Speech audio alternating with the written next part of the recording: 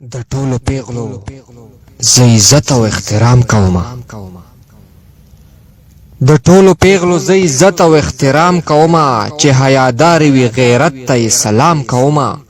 شته په ادب کې درنې خویندې چې شعرونه لیکي، پښتو کې څه چې په اردو کې کتابونه لیکي.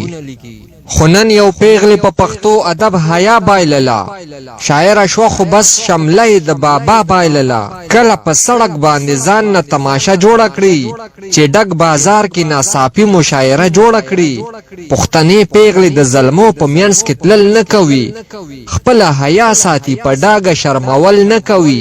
نو ای سرتورې دا په کومو تروپو سر شولې ته، د کیمرې مخې ته سرتوره بې صادر شولې ته.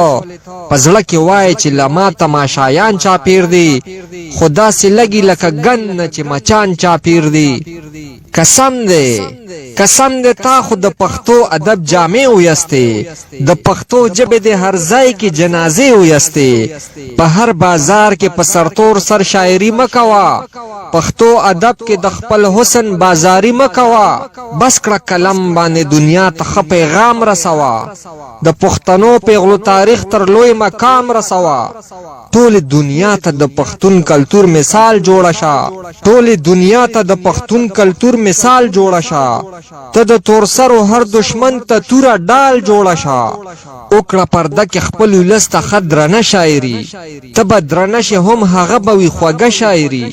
د ظریف خان په نصیحت باندې خپل ننګ وګټه، د ظریف خان په نصیحت باندې خپل ننګ وګټه. لکه ملالې په ټپه باندې دا جنګ وګټه.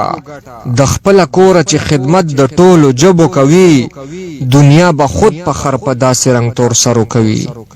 دنیا به خود فخر په داسې رنګ تور سرو کوي.